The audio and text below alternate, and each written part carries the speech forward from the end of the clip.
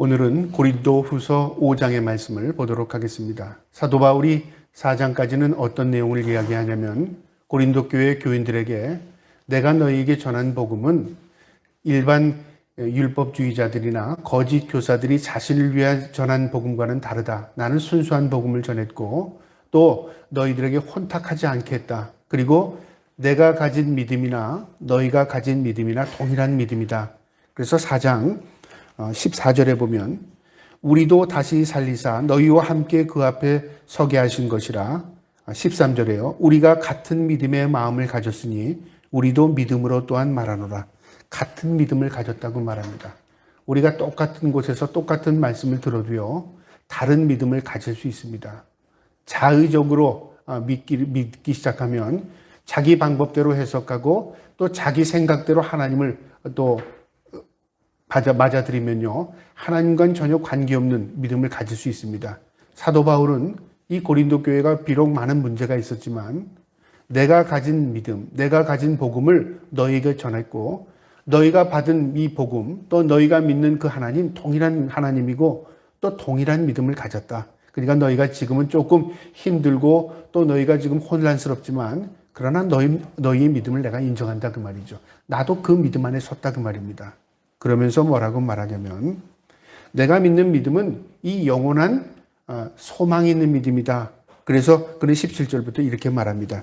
우리가 잠시 받은 고난에 경한 것이 지극히 크고 영원한 영광에 중한 것을 우리에게 이루게 함이니 우리가 주목하는 것은 보이는 것이 아니요 보이지 않는 것이니 보이는 것은 잠깐이요 보이지 않는 것은 영원함이라. 내가 이 땅에서 잠시 환난을 당하는 것, 너희가 보기에는 참 내가 부끄러운 존재로 보여질지 모르지만 그것과 영원한 것을 비교하면 내가 당하는 고난은 아무것도 아니다. 영광이 너무 크기 때문에. 그리고 이 세상의 삶이 잠깐이다. 우리가 영원한 세상을 우리가 아직은 이해하지 못하지만 이 육신의 장막을 벗어버리면 영원한 세상이 있다 그 말이죠. 그러니까 사도 바울의 이 믿음의 사상 가운데 핵심이 뭐냐면요, 영원한 것입니다. 영원한 소망, 영원한 천국이 있다 그 말이죠. 그 다음에 오늘 이 5장부터 내용은 뭐냐면요, 그 영원한 천국이 있는데, 그 영원한 생명이 있는데 그 생명이 영원히 살아갈 수 있는 하늘나라 천국이 있다는 것을 이야기하고요, 천국만 있는 게 아니라 우리가 천국에 들어가기 전에 심판이 있다는 것을 얘기합니다. 그러니까 사도 바울은 영원한 세상이 있고 영원한 세상이 하나님의 나라고 그 하나님 앞에 들어갈 수 있는 사람은 심판을 통해서 하나님 앞에 들어갈 수 있다 그 말이죠. 만약에 여기서 한 가지도 없다면요, 의미가 없어집니다. 만약에 천국이 있는데 영원하지 못하다. 그게 무슨 의미가 있겠습니까? 우리가 오늘날 과학 문명이 발달하면서 만약에 이 세상에 지구가 종말한다면 어떤 다른 별 세계에 가서 우리가 살고자 해서 많은 과학적인 투자를 합니다. 그러나 그것도 한시적인 그냥 어떤 시간을 연장하는 거에 불과하다면 무슨 의미가 있겠습니까? 그래서 영원성이 있어야 합니다. 그 다음에 영원한 것은 있는데 우리가 누리고 살 수 있는 땅이 없다면 천국을 의미하죠. 의미가 없습니다. 내가 영원히 존재합니다. 근데 내 영혼이 존재할 수 있는 거처가 없어요. 이것도 문제지 않겠습니까? 그 영원한 것이 있어야 되고요, 영원한 땅이 있어야 합니다. 그 다음에 그 땅에 누구나 갈 수 있다면 의미가 없습니다. 우리 인생들이 누구나 갈 수 있어요. 죄를 지어도 갈 수 있고 악한 자도 갈 수 있고 모두가 갈 수 있는 곳이라면 의미가 없습니다. 오늘날 우리가 이 땅에서 살아가는 신앙, 믿음 아무 의미 없는 거죠. 그런데 그 땅은 구별된 땅이라 그 말이죠. 구별된 사람만 들어갈 수 있습니다. 그러니까 사도 바울이 믿는 이 천국에 대한 것, 영원하다. 그리고 그것은 하나님께서 다스리시는 왕국, 천국이 있다. 거처가 있다 그 말이고요. 그것은 누구나 들어갈 수 있는 게 아니라 하나님의 택함받은 하나님의 백성이 들어가는 곳이다 그 말이죠. 오늘 5장에 10절까지의 두 가지 사상을 얘기하는 겁니다. 천국이 있다. 그리고 심판이 있다. 그것을 이야기합니다. 한번 오늘 이 말씀을 통해서요, 우리 마음속에 한번 다시 새기시기 바랍니다. 영원한 세상이 있고, 그리고 영원한 세상은 천국에 있고, 그리고 그 천국은 아무나 갈 수 있는 곳이 아니라 하나님의 택함받은 백성이 갈 수 있는 곳이다. 그것을 우리의 마음에 새기면서 이 말씀을 듣기 바랍니다. 5장 1절에 보면요, 만일 땅에 있는 우리의 장막집이 무너지면 하나님께서 지으신 집, 곧 손으로 지은 것이 아니요 하늘에 있는 영원한 집이 우리에게 있는 줄 아느니라. 어떤 인간의 노력이나 어떤 손으로 지어진 그런 그런 집이 아니라는 겁니다. 하나님께서 택함받은 백성들이 영원히 살 수 있는 영원한 땅을 하나님께서 건설하고 계시답니다. 그래서 우리 주님께서 승천하실 때 우리를 위해 거처를 마련하신다고 했습니다. 우리가 영원히 살 수 있는 땅을 우리를 위해 만들어 주신다고 말씀하셨습니다. 여러분 상상해 보셨습니까? 천국이라는 게 어느 정도인가? 우리의 인간의 한계로 천국을 이해할 수 없습니다. 또 그 천국을 그려낼 수조차 없습니다. 그 천국은 우리의 세상에서 어떤 아름다운 것도 비교할 수 없고요. 어떤 공간적인 넓이와 높이로 비교할 수 없습니다. 그래서 천국이 아름답고 귀하다는 것은 이해할 수 있지만 그것을 입으로 다 설명할 수 없습니다. 그래서 이런 이야기가 있습니다. 어떤 사람이 천국과 지옥을 환상 가운데 봤다는 거죠. 그런데 자기가 그 환상에서 깨어나고 나서는요. 천국은 내가 아무리 설명을 해도 그거보다 더해요 라고 설명이 가능한데 지옥은요. 지옥은 흉악하고 무섭고 두려운 것을 다 설명해도 그거보다 더해요 하고 설명할 수 있는데 천국은 설명이 되지 않는답니다. 혹시라도 내가 천국을 잘못 설명할까 봐 너무너무 아름답기 때문에요.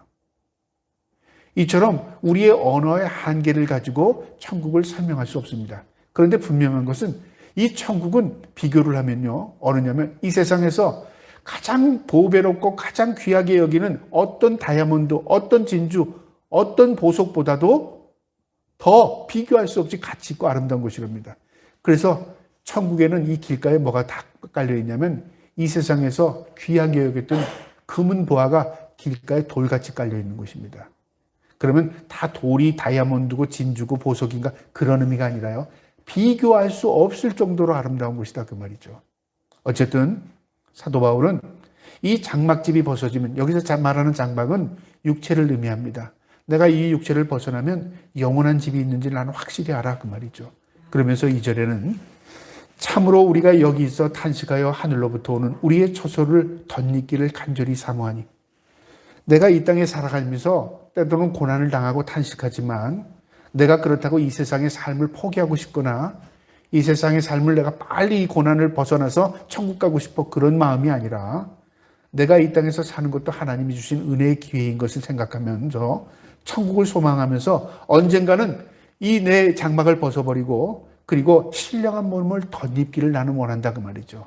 그러니까 지금의 고통에 초점을 맞춘 게 아니라 영원한 하늘나라에 초점을 맞추고 지금의 고난을 묵묵히 이겨내가고 있는 것입니다.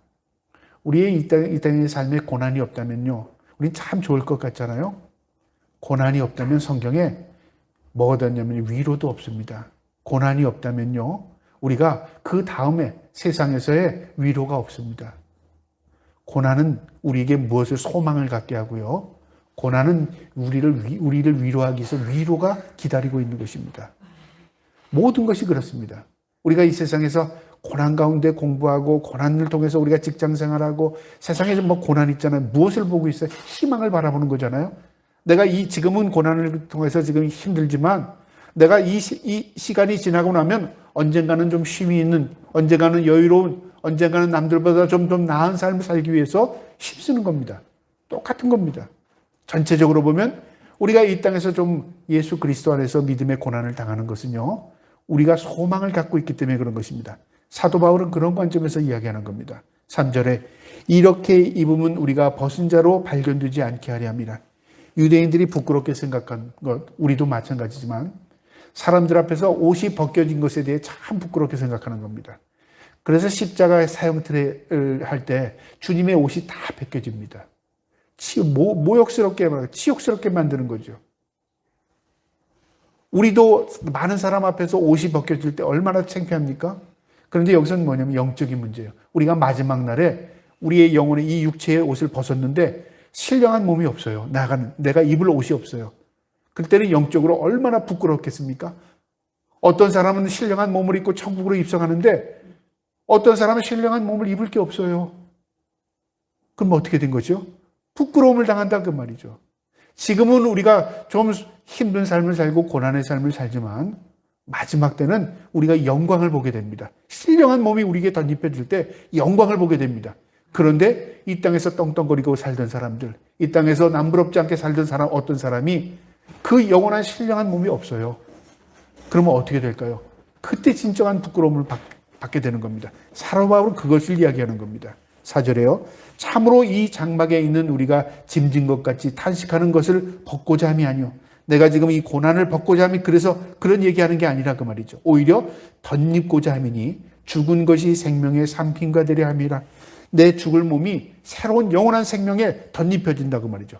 완전히 새롭게 되는 것, 난 그걸 소망한다 그 말이죠. 그래서 성경은 우리에게 한 번 죽는 게 아니랍니다.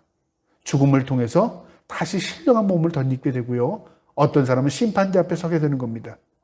그래서 죽는 사람이 이 땅에서 내가 예수 그리스도 안에서 죽음을 경험한 사람이 진정한 생명을 경험하게 되는 것입니다. 5절에 이것을 우리에게 이르게 하시고 보증으로 성령을 우리에게 주신 이는 하나님이시라. 이 보증은 내 확신이 아니라 성령이 우리에게 보증이 되신다 그 말이죠. 성령이 우리에게 확증을 주신다 그 말입니다. 하나님의 영인 성령이 내 안에 그런 마음을 주셨고 나는 그 하나님의 음성, 그 마음을 내가 소유하고 있기 때문에 나는 확신한다 그 말이죠. 자의적인 확신이 아닙니다. 하나님의 성령이 자기에게 그런 마음을 주신 겁니다. 5절에 이것을 우리에게 이르게 하시고 보증으로 성령을 주셨다고 말하면서 6절에 그러므로 우리가 항상 담대하여 몸으로 있을 때에는 주와 따로 있는 줄을 아노니 내가 지금 이 땅에서 몸을 입고 있으니까 주님과 지금 따로 있는 것을 내가 안다. 그래서 내가 담대하게 살아간다 그 말이죠. 여러분 우리가 천국에서 담대할 필요는 없습니다. 천국에서는 우리를 하나님이 지켜주시고 천국엔 그런 위험성이 없을 겁니다. 그런데 우리가 이 땅에서 살아가는 동안에는 위험이 우리를 도사리고 있고요. 사탄이 우리를 유혹하고 있고 미혹하고 있습니다. 우리의 믿음이 담대하지 않고 연약하면 우리는 믿음에 흔들리고 쓰러집니다. 그래서 담대하라. 주님께서 말씀하십니다. 내가 너와 함께함이라. 우리 하나님도 그렇게 말씀하셨습니다. 담대하라. 참으로 내가 너를 지켜주겠다. 내가 너를 보호하고 있다. 그래서 담대한 것은 내가 마음을 굳건하게 서는 겁니다. 하나님이 우리를 지켜주신다 그 말이죠. 그래서 사도 바울은 이 땅에서 고난이 있어도 내가 천국을 소망하면서 담대한 마음을 가지고 나는 산다 그 말입니다. 7절에 이는 우리가 믿음으로 행하고 보는 것으로 행하지 아니함이로다. 우리가 담대하여 원하는 바는 차라리 몸을 떠나 주와 함께 있는 것이라.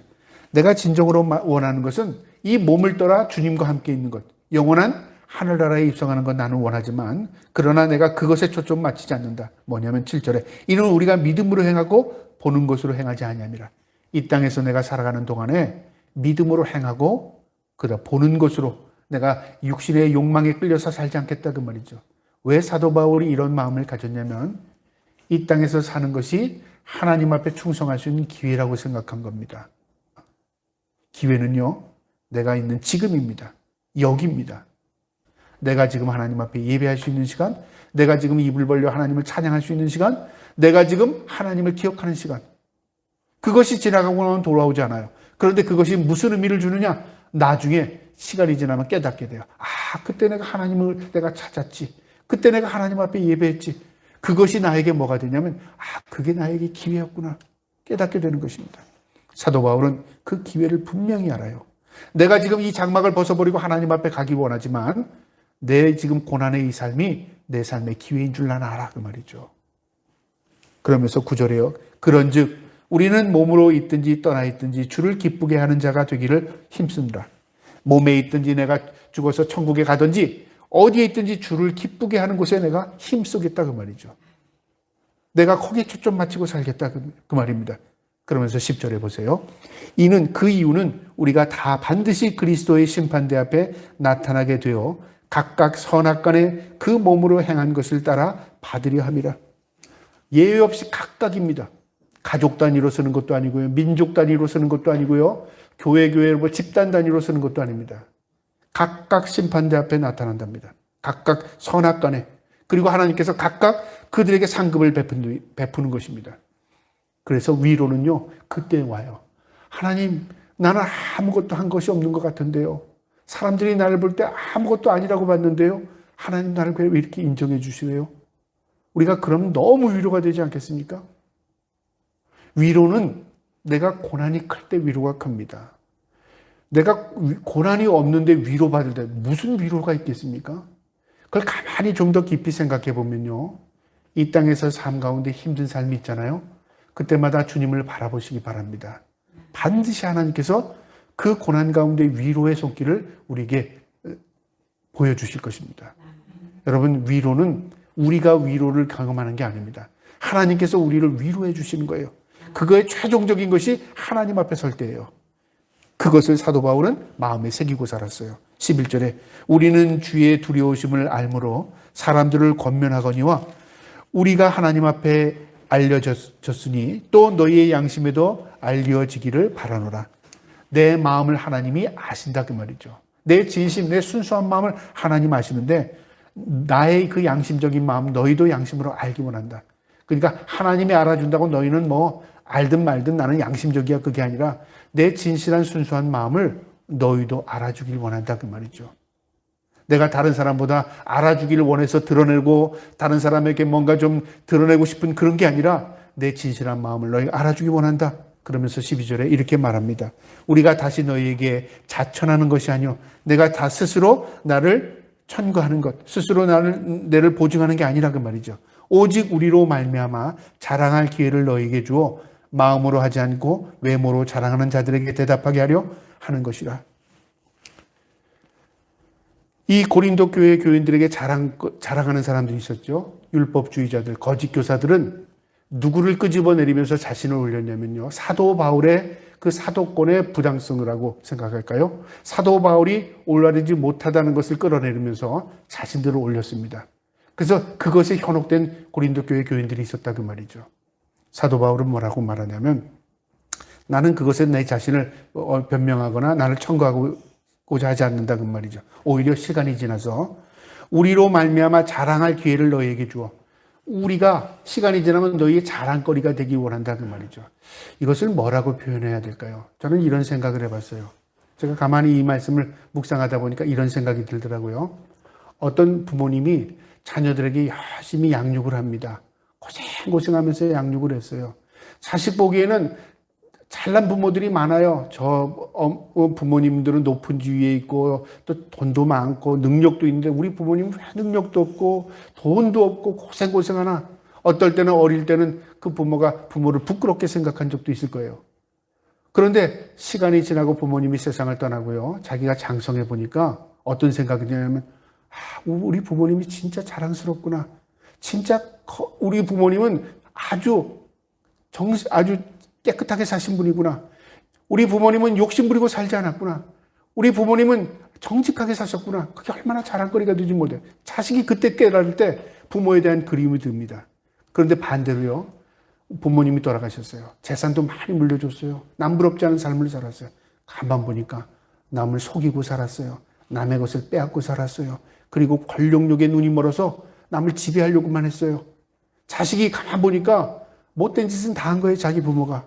부끄러워요. 부끄러워. 내가 지금 부모 때문에 누리고 살지만 내 자신이 부끄러운 존재가 되어 있다 그 말이죠.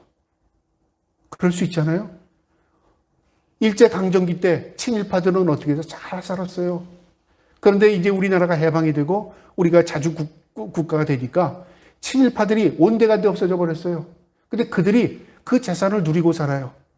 만약에 그들이 지금도 자랑스럽다면 우리 부모님이 일제강점기 때 이렇게 돈을 많이 벌어서 자랑하지 않겠습니까? 근데 자랑할 수 없어요. 오히려 그 발각되면 빼앗길까봐 다 숨어 다녀요. 여러분, 우리의 자랑거리라는 건 뭐냐면 그때가 아닙니다. 시간이 지나서 옳고 그른 것을 판단할 그때가 되면 자연스럽게 자랑거리가 됩니다. 우리 부모님이 나에게 믿음을 물려주셨구나. 우리 부모님은 진정으로 정직하게 사신 분이구나. 우리 부모님은 남들처럼 그렇게 살지 않았구나. 그게 생각될 때 자식들이 부모에 대한 자랑이 생겨지는 거예요. 사도 바울이 지금 그런 마음입니다. 너희가 보기에는 내가 고난을 당하고 지금 너희가 보기에는 별 볼 일 없는 것 같고 너희가 보면 부끄러운 존재가 될지 모르지만 하나님이 나를 인정하시듯이 너희가 언젠가 시간이 지나게 되면 나라는 존재에 대해서 자랑이 될 거야. 여러분, 고린도 교회 초대 1대 목회자가 누구예요?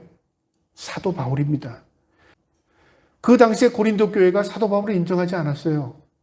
그런데 오늘날은 우리 교회 1대 목사가 사도 바울이야. 얼마나 자랑스럽겠습니까? 사도 바울은요, 지금은 내가 너에게 부끄러움거리가 될지 모르지만 시간이 지나면 너희가 내가 자랑거리가 될 줄 나는 믿어 그 말이죠. 그러면서 13절에요. 우리가 만일 미쳤어도 하나님을 위한 것이요 정신이 온전하여도 너희를 위한 것이니 사람들이 나를 미쳤다고 해도 나는 괜찮아. 저 사람 온전하구나. 난 거기에 현혹되지 않아. 나는 하나님께만 집중할 거야. 그 말이죠. 나는 사람들의 마음에 휘달리지 않고 하나님께 내 마음을 드릴 거야. 그 말입니다. 14절에 그리스도의 사랑이 우리를 강권하여 하시는 도다. 사도 바울이 왜 13절에 나는 하나님께 집중하게 했다고 이런 말을 했냐면요. 사도 바울은 예수를 믿는 사람들을 잡으러 갔던 다메섹 도상에서 말 위에서 예수님을 환상 가운데 보게 됩니다. 그리고 그 말 위에서 떨어짐과 함께 눈이 멀게 됩니다. 그 일로 인해서 영안이 떠지게 되고요. 우리 주님을 인격적으로 만나게 됩니다. 인생이 완전히 180도 바뀌어진 겁니다. 그는 자신이 주님을 만난 게 아니라 주님이 자신을 만나준 것이에요. 인생이 완전히 바뀌어버렸습니다. 그래서 그리스도의 사랑을 우리를 강권했답니다. 그리스도의 사랑으로 나는 붙들어줬다 그 말이죠. 우리가 생각건대 하여 죽었은즉 모든 사람이 죽은 것이라. 15절에요. 그가 모든 사람을 대신하여 죽으심은 살아있는 자들로 하여금 다시는 그들의 자신을 위하여 살지 않고 오직 그들을 대신하여 죽었다가 다시 살아나신 이를 위하여 살게 하려 함이라. 이제는 내가 산 것이 아니라 내 안에 그리스도가 산다는 그 말씀처럼 이제는 내 삶의 주인이 내가 아니라 내 삶의 주인이 그리스도가 되셨다 그 말이죠. 나는 내 삶을 사는 것이 주인이 원하는 삶을 사는 것, 내 인생의 그 가치라고 생각한다 그 말이죠. 그래서 주님의 마음을 공유할 뿐만 아니라 그의 인생을 주님 앞에 드리는 겁니다. 16절에 그러므로 우리가 이제부터는 어떤 사람도 육신을 따라 알지 아니하노라. 비록 우리가 그리스도 육신을 따라 알았으나 이제부터는 그와 같이 알지 아니하노라. 일반적인 사람들이 자기 관점으로, 자기의 판단력으로, 자기의 지식으로 예수님을 알아가려고 한다 그 말이죠. 나도 그런 사람이었다. 나도 내 판단력 갖고 예수를 정죄했고 나도 판단력 가지고 예수 믿는 사람들이 어리석다고 생각했던 사람이다. 근데 이젠 그렇게 하지 않아. 이제는 나는 예수 그리스도에 사로잡혔어. 이제는 그분이 하나님의 아들인 걸 나는 믿어 그 말이죠. 자신의 과거의 지식, 경험, 판단력, 체험 그거 가지고 내가 예수님을 따르는 게 아니야. 나는 인격적인 주님을 만나게 되었고 성령의 도움을 통해 그분이 하나님인 걸 나는 알게 되었어. 그래서 17절에 이렇게 말합니다. 선언입니다. 그런즉 누구든지 그리스도 안에 있으면 새로운 피조물이라 이전 것은 지나갔으니 보라 새 것이 되었도다. 이제는 나는 새로운 변화의 사람이 된 것이야. 이 땅에서도 하나님의 은혜로 내가 변화된 삶을 살 것이고 그리고 언젠가는 내 육신의 장막을 벗어버리고 천국 가는 그 순간 나는 진정으로 참된 변화의 삶을 맞이하게 될 거야. 얼마나 소망이 있습니까? 이 소망이 저와 여러분의 소망이 될 수 있기를 주님의 이름으로 축복합니다. 18절에요. 모든 것이 하나님께로 났으며 그가 그리스도로 말미암아 우리를 자기와 화목하게 하시고 또 우리에게 화목하는 직분을 주셨으니 18절 19절에요. 화목이라는 말이 반복해서 4번이 나오는데 뭘 말하냐면요. 하나님이 우리와 화목하기 위해서 먼저 하나님께서 우리에게 손을 뻗은 겁니다. 그런데 우리가 화목할 수 있는 존재가 아닌 거예요. 하나님은 거룩하신데 우리가 거룩하지 못한 죄인이에요. 그런데 사이좋게 지내기 원하니까 무엇을 문제를 해결해야 되죠? 죄의 문제를 해결해야 돼요. 근데 우리 스스로 죄를 해결할 수 없어요. 그래서 하나님께서 독생자 예수 그리스도를 이 땅에 보내주셨어요. 오늘 18절이 그 말입니다. 하나님께로서 났으며 그리스도로 말미암아 그 다음에 우리에게 화목이라는 거죠. 하나님께서 화목하기 위해서 예수 그리스도를 우리에게 보내주셨고 그분이 우리의 화목 제물이 되심을 통해서 우리의 모든 죄를 사해 주셨습니다. 그리고 하나님이 우리와 관계를 화목하게 하셨어요. 그러니까 1차적으로 하나님과 관계가 회복된 거죠. 예수 그리스도께서 화목 제물이 되셔서 그 다음에 그것으로 끝나지 않습니다. 19절에요. 곧 하나님께서 그리스도 안에 계시사 세상을 자기와 화목하게 하시며 그들의 죄를 그들에게 돌리지 아니하시고 화목하게 하는 말씀을 우리에게 부탁하셨느니라. 우리와 하나님이 화목하게 하는 후에 그것으로 끈이 아니라 그 죄를 그들에게 돌리지 않고 이제는 우리가 화목 제물로 살기를 원하셔요. 그래서 말씀을 우리에게 부탁하셨답니다. 그 말씀이 뭐냐면 화목의 말씀이랍니다. 바로 하나님의 약속의 말씀, 구원의 말씀, 복음의 말씀이 화목의 말씀이 된 겁니다. 하나님께서 우리의 관계를 회복하기 위해서 예수 그리스도를 통해서 화목 제물 삼으셨습니다.